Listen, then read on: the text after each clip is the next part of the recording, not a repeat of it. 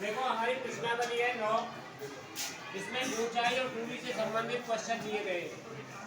Question number 1 है, एक रस्सी 20 मीटर लंबी है जो एक खंभे के ऊपरी शिखर से और जमीन के साथ सीधी बनी हुई है, तनी हुई। तो इसकी 20 मीटर है और भूमि के साथ वो 30 डिग्री का कोण बनाती है। तो खंभे की ऊंचाई यानी ये समकोण त्रिभुज बन गया। इसमें कर्ण दे रखा है और लंब पूछा है।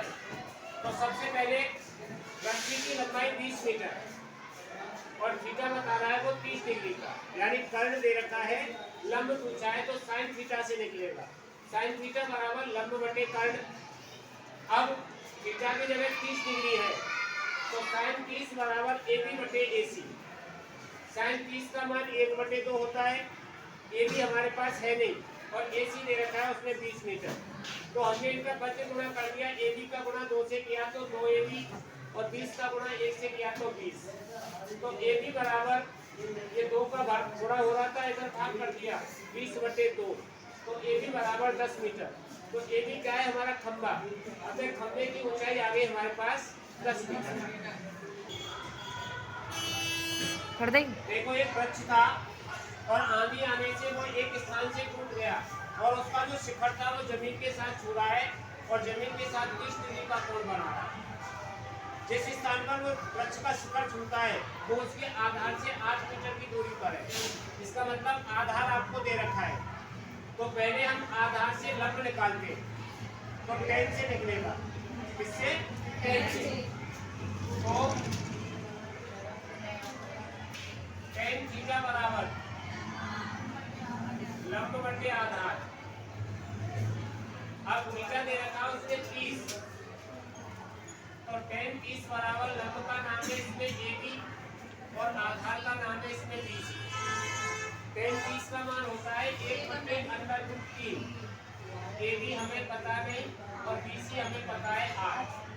इसका गुणा इससे √3 AB बराबर 8।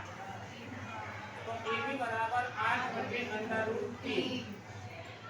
ये पहला हमारा हल हो गया, यानी A से B तक की दूरी आ गई। अब हमें ये भी वृक्ष का हिस्सा है, ऊपर से टूटा हुआ है, AC निकालना है।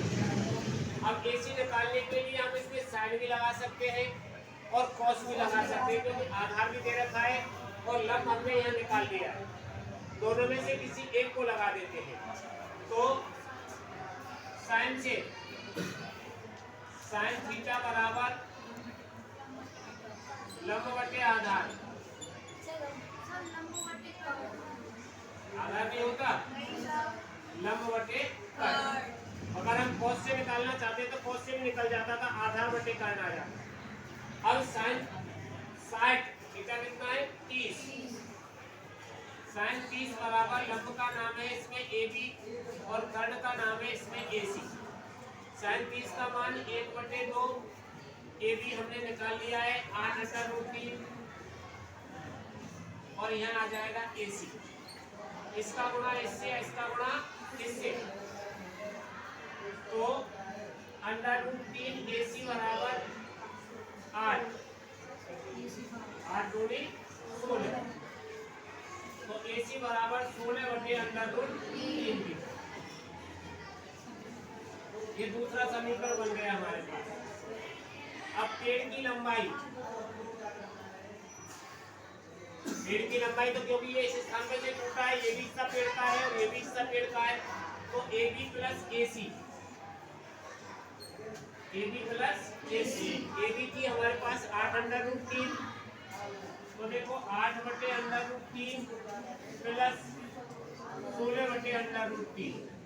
हमने इसका एलसीएम ले लिया, √3 आ गया, तो 8 प्लस 16 तो 24/√3। अब क्या करते हैं हम, अगर नीचे अंडर आ रहा है तो हमारा क्वेश्चन पूरा नहीं है, तो इसका हम परमीकरण कर देंगे। तो इसमें √3/√3 का गुणा कर दिया, क्योंकि अंडर रूट में आ रही थी संख्या। तो ये हो गया हमारे पास 24/√3/3। 3 से ये 24 कट गया 8 बार, तो तो 8√3 मीटर ये पेड़ की ऊंचाई आ गई। लेकिन इसको हमें पॉइंट में निकालना पड़ेगा।